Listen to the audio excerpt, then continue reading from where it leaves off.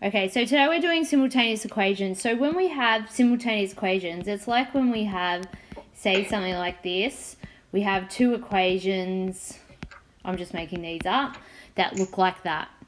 So what is happening when we say we're solving them? Those two equations, they normally, if you graph them, they produce two straight lines. And when you solve them, what you're actually solving is that unique solution. That's what that means. You're solving that unique spot when they equal the same. So you're finding the x and y value where they equal the same if you put it into the formula. So that's what simultaneous equation is. So we're going to learn how you can solve them using matrices. So what you have to do is first, there's always the setup. So you have to, first what we say is the setup in matrix form. So if we were to take these, say these two equations here, and we set it up in matrix form, what our first matrix becomes is all the numbers that are in front of the letters. So if you look like here, it's 2, 5, 3, and 8. So what's going to go in this spot is where the x number and the y number. So here I'll put 2 and I'll put 5. And then in the next equation, it was 3 and 8, okay? So then we say it's times, and then you have a column matrix, and you times it by the letters that you're trying to find. So for this example for me, I'm finding x and y. And then you write it equals, and it becomes, in this final column matrix, becomes those answers of your equation. So I'm looking here at the 8 and the 10, and that will go in there. So that's how you set up simultaneous equations in matrix form. So that is setting it up in matrix form. So sometimes you've got to be careful. What are they asking you to set up? So we set it up. So if we call this matrix down here, I'm just going to say that was actually called matrix X. This is matrix X, and I might call, in my example, I'm going to just call it B. Over there I called it E because it was the end. Alright, so what we can see is we're timesing these two matrices together. And if you remember the other day, I said, what happens if this is the one that we don't know? Remember we said, oh, we would move that over there. And because it's timesing, it's dividing. So really, how am I going to solve this? Is I'm going to use the inverse, because remember we don't divide in matrices, we use the inverse. Now because it's at the front, I put it at the front there, and then I'll times it by the B one. So that's what we've stepped out here, down here in the notes. So this probably should have had that. So this is how you solve it. So you set it up. So in our little example up here, the way I'm going to find xy is I'm going to type in, I'm going to use the inverse of that first matrix. So I'll type that into the calculator, raise it to -1, and then times it by 8 and 10. And you'll end up with a little column answer. And we know that because we've got a 2 by 2 by a 2 by 1. So that means we would get a 2 by 1. Alright, so let's do that on the calculator. End up with this 14 and -4. So really what we're saying here, that x equals 14 and y equals -4. So if we were saying where that point occurred on the graph, it would be occurring at 14, -4. You don't need to worry, but that's what you're finding when you do it like that. Alright, so sometimes they actually ask you just to find the inverse matrix, which is just that one. And they call this matrix here, this is often known as the matrix you use to solve by pre-multiplying. So because it's multiplying before the other one, So just so you know, that's what they mean.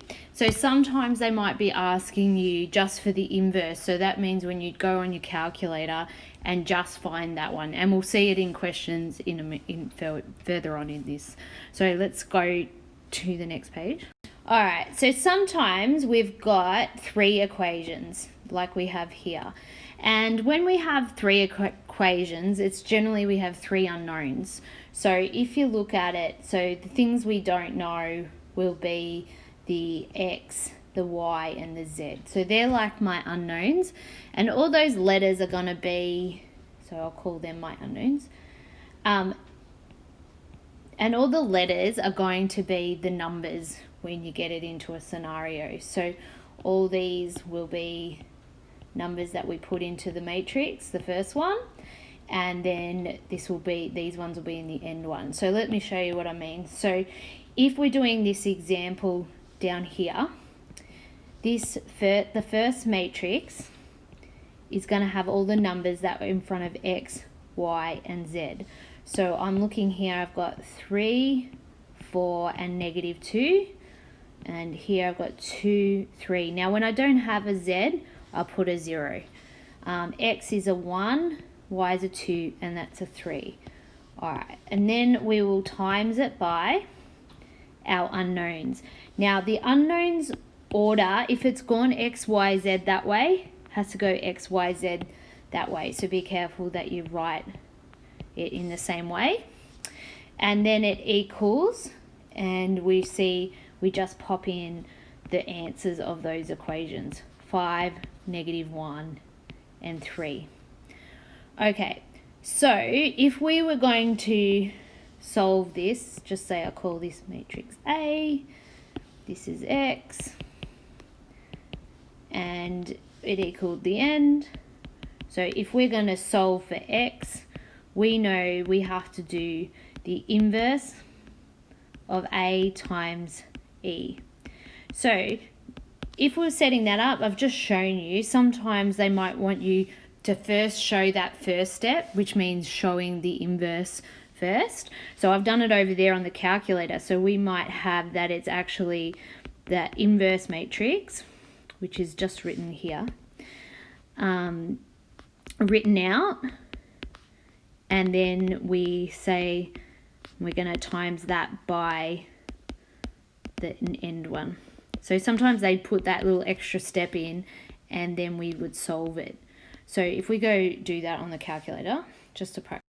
So we put that in the calculator, we get our answer of -11, 7, and 0. So what this actually means, if they asked you if you were solving it, x equals -11, y equals 7, and z equaled 0.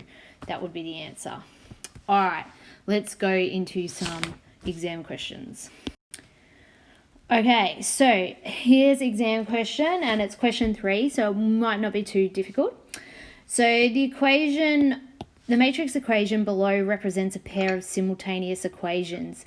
These simultaneous equations have no unique solution. So if you have no unique solution, it means you can't find that one spot where they all equal. So that means we need to remember that means no unique solution means the determinant equals 0. So no unique solution, det equals 0. So if you write these things, it might help you. So I know that the determinant of this matrix has to equal 0 if there's going to be no solutions. So what I'm saying is the det of this matrix has to equal 0. So how do we find the determinant? Remember, we go that times that. We do 12 times 3 minus 9 times m, and that has to equal 0. So if you're not good at equations and things like that, you've got your calculator, you can solve and go solve m, and you'll end up with m equaling 3. Is that right? Yep. No, 4. Tell a lie. Yeah. So equals 4. All right, so m equals 4. So if m equals 4, that determinant's going to... what happened? All right, so we found m equals 4. So the only time that these set of simultaneous equations would have no solution is when m equals 4. Yeah? All right, so the next one down here, I'm going to do this equation. A worker can assemble 10 bookcases and 4 desks in 36 minutes and 8 bookcases and 3 desks in 28 minutes. So here's an example where they're setting up those equations for you. So here's equation 1. So what they're saying is 10 books plus 4 desks equals 36 minutes. And then you've got the next one, 8 books and 3 desks. So 8 books plus 3 desks equals 280 minutes. So you remember in previous years, you get lots of ones, they go to the shop, they buy things, you're setting up the simultaneous equations like that. So they've said, let the bookcase take B minutes and each desk to take D minutes. So here is they want you to set it up like that. And that's just showing you, they want you to set up in a matrix. So if I was to set this up in matrix form, what I would do is I put the 10, 4, 8, and 3. Now remember, I have to have it B, D, that order, because they've said B and D is going that way. And then I write equals the end one, 360 to 80. Now, they want you to show what two matrices are times together to solve it. So it's actually going to be this one's inverse times the other one. So you can't just write, well, you can't say that it's power of -1 because they're not writing it like that. So we have to then go find out, we have to find out what this actually equals. So we'll go do that on the calculator. We've done that on the calculator and we've found that inverse matrix to be -1.5, 2, 4, and -5. So if you have a look, that one is here. Can you see this is the answer? All right, so there'll be some other ways you could look. You definitely know it's not this, and you definitely know it's not 10, this 10, 4, 8, and 3, because that's not the inverse. So you could have got rid of those things and you were left with just 3 other options. All right, but that's a way to eliminate some answers. Okay, so with this one, it says state whether there is a unique solution for these equations. So once again, we've got to remember when we see is there a unique solution, that means the determinant just can be anything but 0. So we say it doesn't equal 0. Okay, so all you had to do is, you can see I've set up this matrix here with the numbers. So the 2, 4, 3, and -6. So I set that up in the calculator and I found the determinant. Now I stored this. Now you can always just type DET, the actual letters, put a curly bracket, and then type the matrix in and it'll find the determinant. So because the determinant equals -24, state whether this has a unique solution. So yes, there is a unique solution.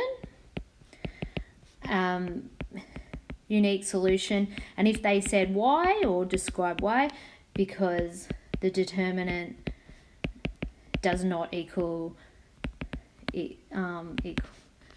does not equal 0. If it did, there would be no unique solution. Does not equal 0. Okay. All right. Okay, so I'll pause. All right. So we've got these set of simultaneous equations. And we can see that it's a 3 by 3, and then you're multiplying it with a 3 by 1 and you get the answer. So we know, remember, the answer would be a 3 by 1, which it is there. So a 3 by 1. So when you do simultaneous equations, if they have it already set up in matrix form, you can see that you can get the equations. So if you go multiply that, run and dive, what you would have had is 2 times x plus 1 times y plus 0z, so I don't need to do that, equals 3. Now, yeah. All right. So with this one, the next one, so if you went run and dive. Mr. Screen. All right. So if we did this next one, which would be the green, so we would be writing that equation. It'd be 0 times x, which we don't need to put. Then it's negative 3y plus z equals 2. So that's another equation. And then the last one, sorry, I just rubbed that out so you can see. The last one, if I do it, it would be run and dive like that. And we'd have negative x plus 2z, because there's no y in there, the 0, equals negative 6. So we're just looking for one of those in our answer. And I believe like this one, this is one of them. So there you go. There's your answer there. Answer B. All right, moving on to the next question here. All right, the 4 matrix equations below represent a set of simultaneous equations. The number of these systems of linear equations that have a unique solution. So if you have a unique solution, that means your determinant is anything but 0. So all you have to do is go work out the determinants of these matrices. So the determinant of that front matrix there. So if we worked out this one here, the determinant would be, 2 times negative 1 minus 1 times negative 2.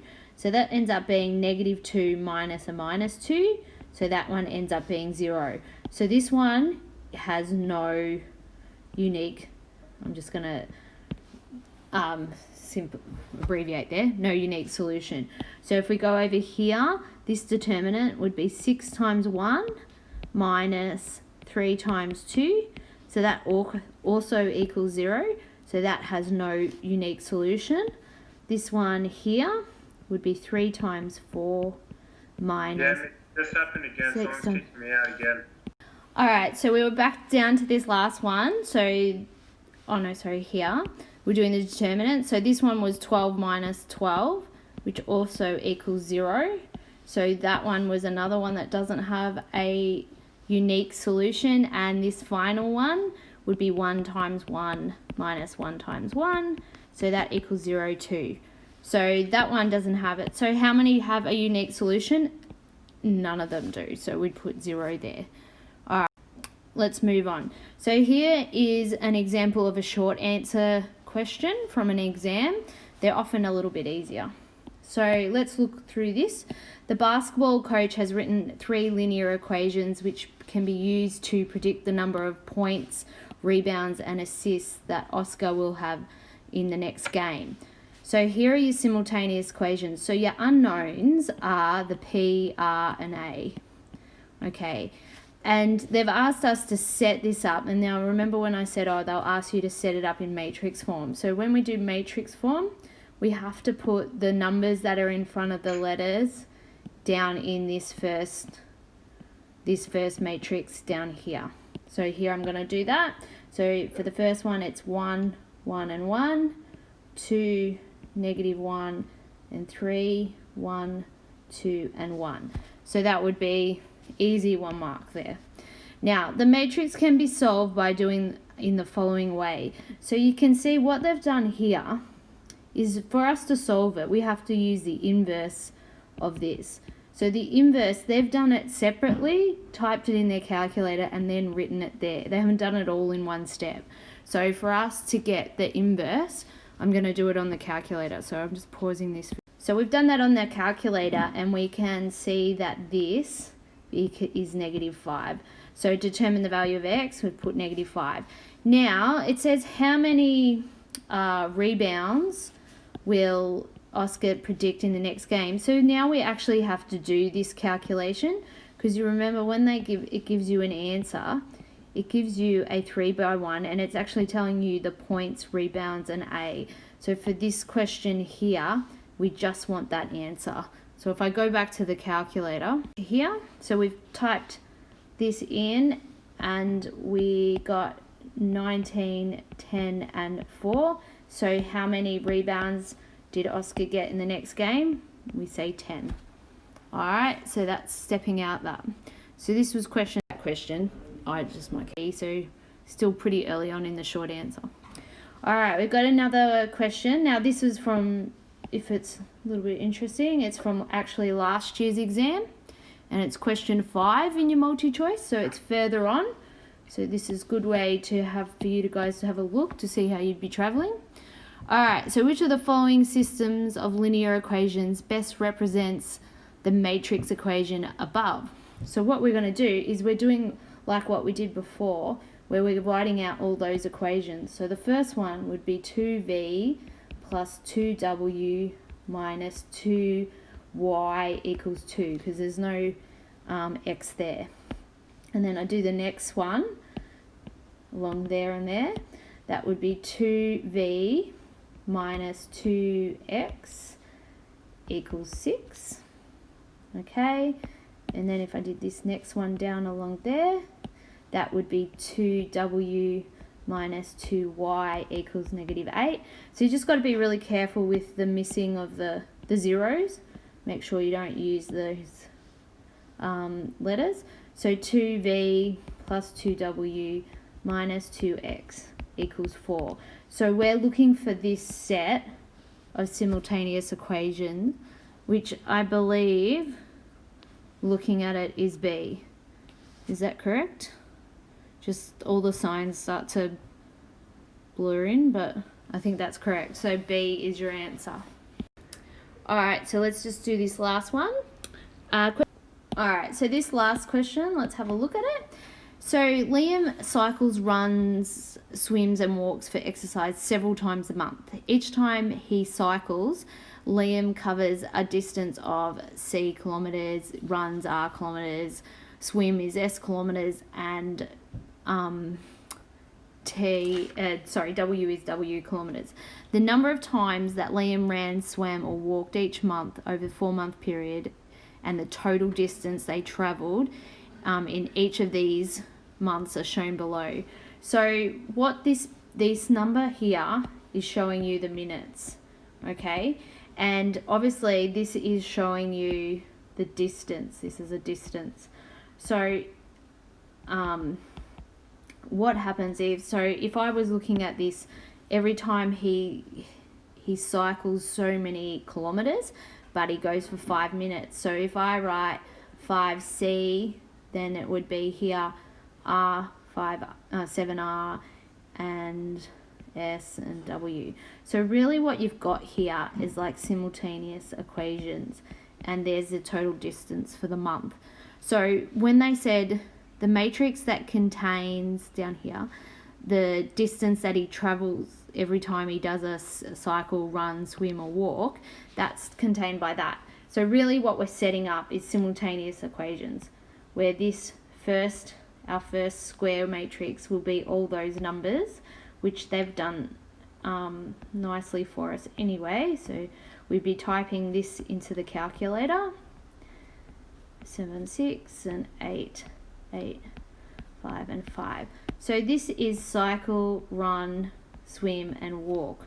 And then we would times it by, which is this one here, the unknown one, C, R, S, and W. And then we let it equal those answers over here. So the 160, 172, 165, and 162. Alright, so we just really have to solve it. So to solve it, we're going to raise that to the -1 and times it by this one here.